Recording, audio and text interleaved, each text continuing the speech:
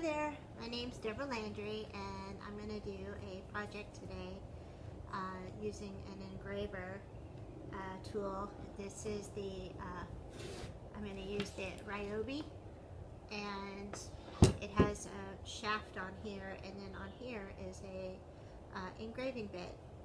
So the project I'm going to do today for you is I had an old piece of wood that used to be a plaque, and it's been sitting around for a while and doing absolutely nothing. And so I gave it a sand. I just sanded it and took off the first layer of the varnish, and then I'm going to put this stencil right here, and I'm going to outline this in, with a Sharpie marker, and then I'm going to Dremel it and engrave it, and then I'm going to, I have this, it's actually a drawer pull, but I thought it would be a really nice piece to put on this, and once this is hanging on the wall, this actually could be like a little hook that you could hang a necklace on, or even, I'm not sure your keys, but anyway, it could be useful. And so a couple of things that I have in front of me is hearing protection, and this right here are some gloves. These gloves are specifically designed, they're called VibraStop, but they're specifically designed to stop the vibration. And when you're using tools like this here, there's a lot of vibration that happens, and you want to be safe. And the safety factor is that with the vibration, that's where you can get carpal tunnel, or you can get your fingers, anyway, trigger finger, all kinds of, that's the slang names for these injuries. But you'll know when you're getting them when you're doing absolutely nothing and your hand hurts. That's when you're doing damage. So those are just some things to get us, get information to get us started. So I'm going to quickly, I'm going to just draw this out for us. And during this video, I may stop and start us, just so that we're not spending all our time watching me do one particular action over another action. So I'm going to start drawing this out, and I'll show you. Just drawing this out here. And this stencil, oh, let me show you. Okay, so again, this stencil here is from Stencil Me Pretty, is the company name. And it's just a nice little bird. And I'm just going to rough out just the outline of each little piece that I can do here, and get this out very quickly. So the routering part, all I'm going to do is router the stencil design, not the full, all of the open space. So I'm just doing the outline of this, and that's all I need. And then from there I will do a, I will put in a black line. You'll see what I'm talking about. So I'll be filling in the black line with some paint, and it'll look very, very nice. And okay, so that's that, and I'll show you what this looks like. Okay, so I just outlined the bird, and then so I'm going to router out this black, and I don't have to be exact, because what I normally do is, when I'm routering, after I'm done routering, then I take a sander and I sand that, so that will take out any of the extra black line. So let me show you the router, and then I will put you on hold while I router out the whole thing, but I'll just start and show you the beginning of the project.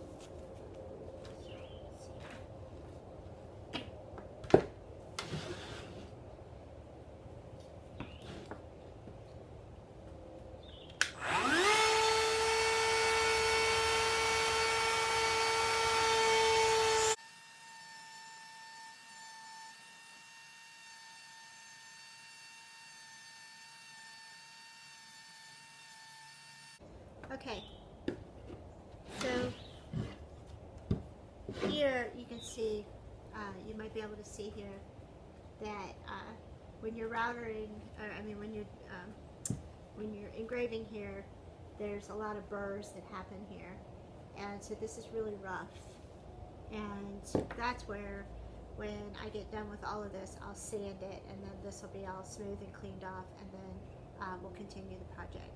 So right now, what I'm going to do is I'm going to put you on pause, and I'll finish this up, and then I'll bring you back on. Okay, so I'm back, and I got done engraving this, and so you can, there's it's really rough right now, and there's black line on it because again, I wasn't being real careful or anything like that, because I knew I was going to be sanding it off anyway. So some things to understand when you're doing a project like this is that the wood has, even in the same piece of wood, will have different densities. So one section will be softer and then another part might be harder. So then as you're using your tool and you're trying to guide it through the wood where you want it to go, it will kind of speed up where it's softer, and then it'll slow down, and it will get really hard to move in a very hard section. So as in a slab of wood, you have, when you're looking at a log, the center of the tree would be the hardest part of the wood. So when you plank it, then that part where it's the center is going to be the hard, and then as the tree rings go out towards the outside, then that wood gets softer. Now also, each particular kind of wood, pine or oak or maple or any kind of wood at all, each one of them has a different grade of hardness, but in each one of those there's still hard and soft spots.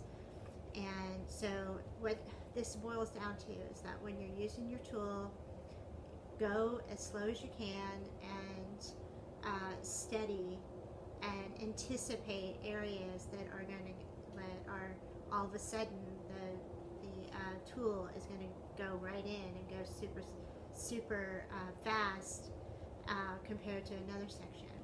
So just be prepared for that.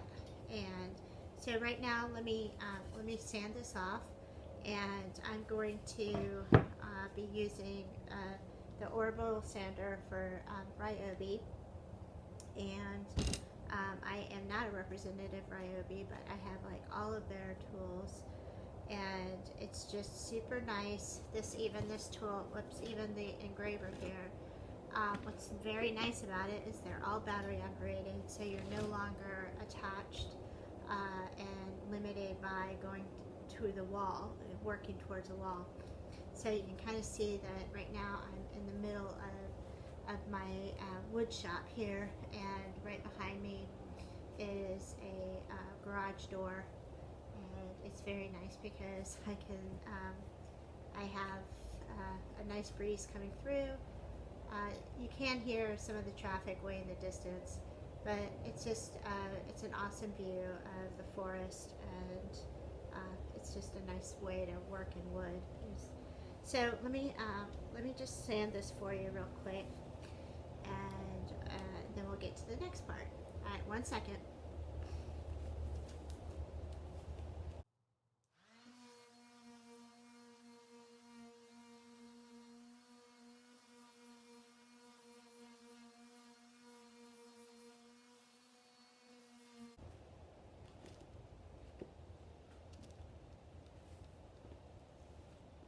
Okay, so here I got it all sanded off. It's nice and smooth.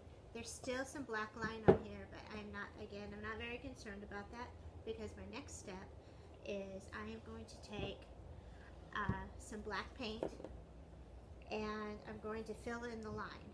And this is going to make the bird really stand out.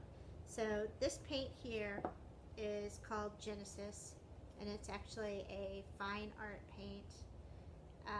And this was a sample. A friend of mine gave me this sample kit, and it's a paint that when you're doing oil paintings, it's the oil paint. These oil paints stay wet until you force them dry by using a heat gun against them. So one of the things about oil painting is that you'll be painting, and sometimes you'll want to do the second layer of paint, but you have to wait, for oil to dry in oil painting. So this particular paint allows you to heat where you want, heat the painting, and then just keep on painting. I have not used it for oil painting itself, but I'm finding it to be very helpful in doing these kind of projects here. And it's like I can put the line in there, and then I can heat it up, and then I can go right to varnishing and finishing a piece of artwork this way. So it goes a long ways, but once I go through this jar, I think I will do the research and find out about buying another jar of it. So here's the paintbrush that I was using for a different project, and literally the paint on it is still wet, and the reason it's still wet is because I did not put any heat towards this paintbrush. So this paintbrush will remain, like normally in a regular oil painting you would have to make sure that you wash all your brushes, because once that oil paint dries on your brush, you've ruined the brush. So anyway, this is nice. You just go and wipe it off and you're ready to work again. So I'm going to come in here and I'm going to fill in the line. I'm not going to be, I'm just going super fast, and there's a little medium here. I do like to have it a little bit wetter. And this right here, see here. So I just kind of put the medium right there, and then I just get it kind of moist, and then I'm going back into the line here. Alright, and I'm moving kind of fast because I know I'm going to heat this up, but I know that I'm going to sand this over again. So the final sanding that I do is going to be the sanding that completes the project. So this little board is getting several sandings. By the time we're done, we're going to have it's going to be sanded 3 times. And so I'm going to just do this. And you know what? I think I will. So I'm getting this started. So this is what it looks like right now. Alright, so I'm going to put you on pause again, and I'm going to finish putting in the black line. Alright, see you in a few minutes. Alright guys, I am back again. So this right here is the bird, and you can see that it's really fuzzy, and it's kind of rough right now. So what I'm going to do is, this right here is a heat gun, and I've just explained that the paint dries as soon as you put a heat gun to it. So using heat gun, things you want to know is that it's heat, and it's extremely hot. So not only maybe like 2nd degree burns, but definitely 3rd degree burns. If you've ever used a glue gun, this is 3 or 4 times more dangerous than a glue gun. So you're going to just kind of use the heat gun. You're going to kind of rotate it around and move fast. and just keep an eye on it. Right now it's kind of shiny. It's going to get dull when it's done. So remember that the heat gun, this is hot enough to start a fire, and you're actually heat gunning a piece of wood. So the combo is keep your eyes on it. Now there's little tiny, any types of little tiny shaggy pieces of wood that come up will catch fire, and there might be a little spark. That's kind of normal.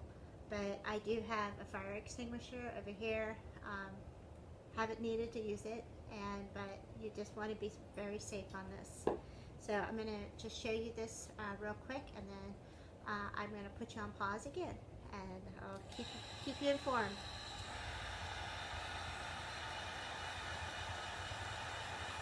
So I'm moving this quite fast. I'm keeping an eye on it. I'm looking for when the paint actually becomes dull. It goes from looking like it's wet to looking like it's dry. So okay, so now I'm done with the head part. So now I'm going to move around to the body.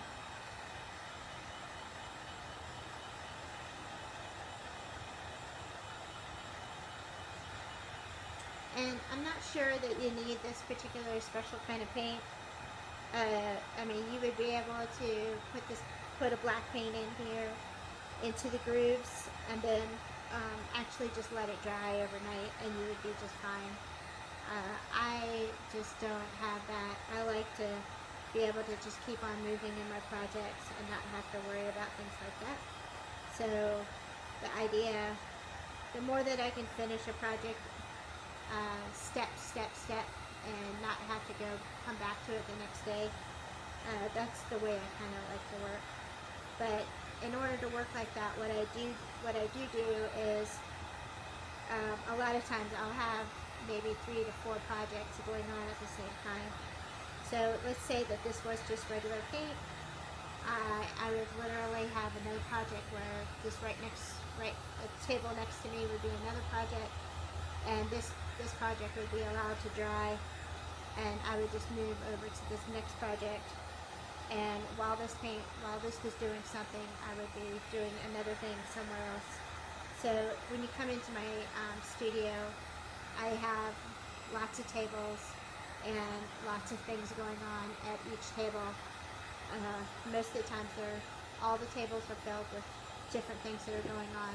Anything from doing, this is the wood shop, anything from doing wood shop over here. I got behind the camera here, I have a copper project that I have, and then in the other studio I know I have a painting project, and I also have a sewing project going on at the same time.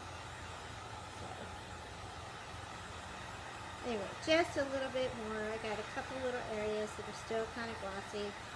The paint is a little bit thicker in one little area, so just kind of give that a little bit more attention, get that done. Now I've done this several times, and or this method several times, and if I keep this going right here on one spot, I will get a halo of where I've actually kind of burned the wood around the area, so you do want to be careful. So I'm going to sand this, and then what I do is I'll check it and see the design, whether or not if there needs to be any touch-ups, and so we'll go from there. This right here it's radiating heat, lots of heat, so you just want to be careful when you put it down. You obviously don't want to touch it, but also the other thing is, this got a little close to there one time, and so this is electrical tape. I didn't go through the elements, or the metal, but I just kind of melted a little bit of the electrical cord, so definitely be careful. Alright, so let me check and see how we're doing. Okay, So this little area here is a little too thick, and it's just coming off anyway, so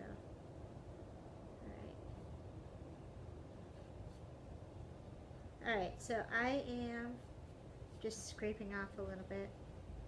There's just some sections that the paint is just a little too thick, but that's alright. Okay, so at this point I'll be using the sander once more, and I am going to put you on pause.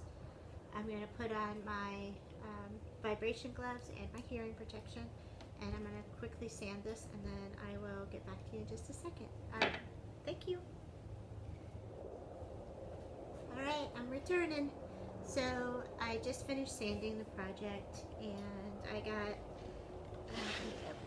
okay, so here's a towel, and I'm just going to rub this, kind of clean this off a little bit. So the black paint gets, it's dry, but it gets a sawdust in there. So just kind of cleaning this up. Alright. And let me look at it. Okay. Now, at this point, what I'm going to do is, I'm going to oil this up, so let me grab this tung oil and show you what this is. Okay, so there's lots of different brands of this. This is tung oil, and this is what I like to use to clean up and put the final touches on the project. And what this does is that it just gives it a nice clean look, and it actually just brings out the grain. It's clear. It just allows the wood to be wood and to show up. And let's see, like 1 second. Now, as you're like putting it on, it gets absorbed into the wood. So you want to just use a little bit at a time and keep rubbing it in. And as you're using it, it absorbs in. So the more you put on, the shinier it will be. So I kind of do just a tight, I don't go full gloss. I just I want it to be not totally matte, but just in between, just a little bit of a sheen.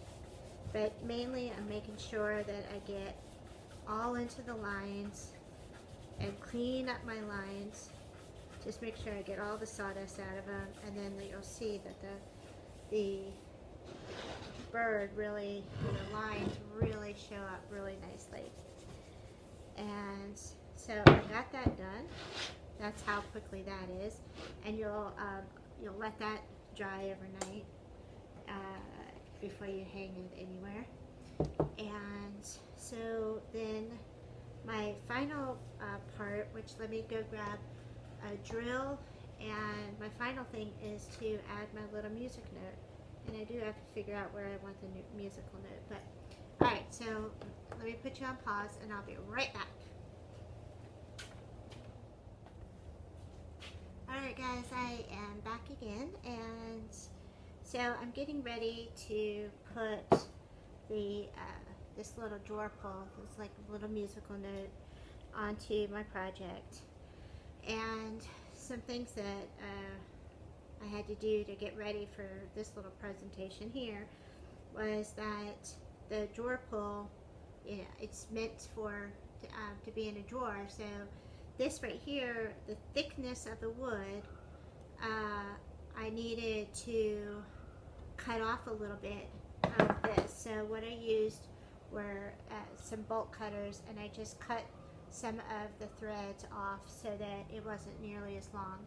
That way when I put it through it, it won't stick out a whole lot into the wall, so, and make it unbalanced. So this right here what I did was the other thing I want to do is I want to countersink. This is the nut that goes on here, so I want to countersink this in the back so that the back is flush. So what I'm going to do is a couple of things. So I'm going to find a drill bit that is close to the size, just maybe a little, I think I will do it just a little bit bigger. Okay, so I put in a drill, I drilled a hole through where I want it, just so that I have the center of where I'm going to put in the countersink. Now what a countersink is that you got a flat piece of wood, then instead of having the nut sit right here and make a big bump, then what you're doing is you're putting a hole into the wood and then being able to put, and your nut will sit inside so that your surface is going to be completely flat. So let me do this real quick.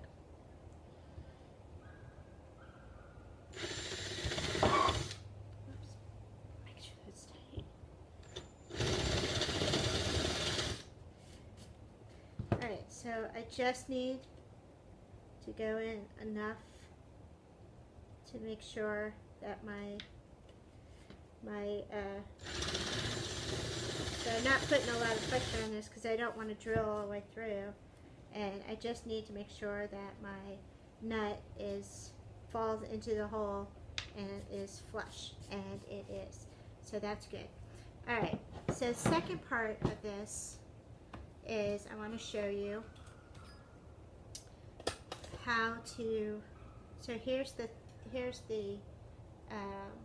threads, and let's say, I mean, this is the same as a screw, but let's say that you wanted to figure out how big you wanted your hole, right? Or how big you need the diameter of the drill bit, right?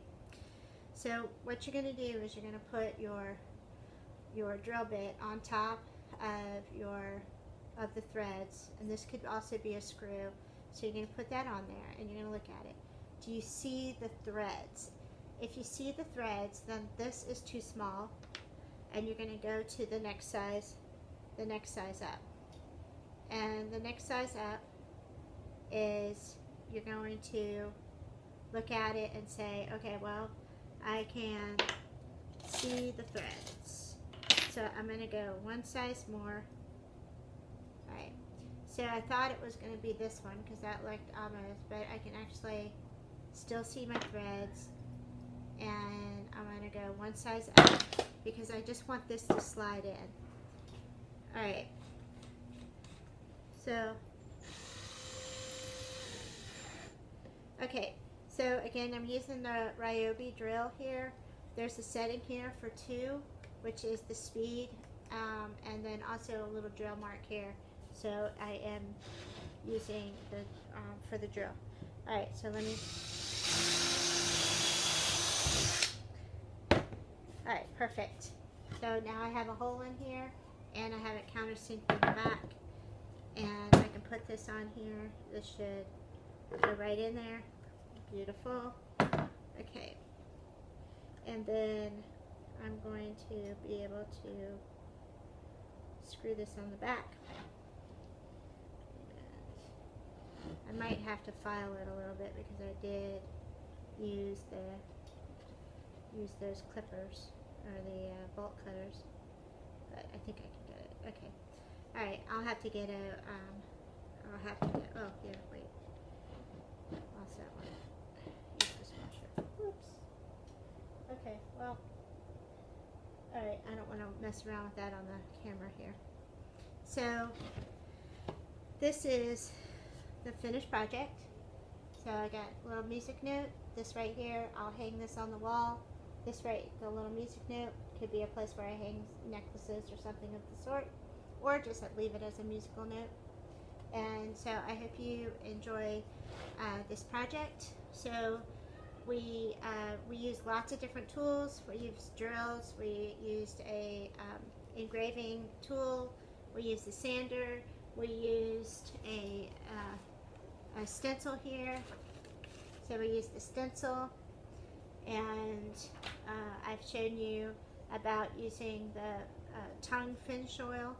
Anyway, this is a finished project, and I hope you enjoy it, and I hope you're having a great day, and come and join me again. All right, see you soon.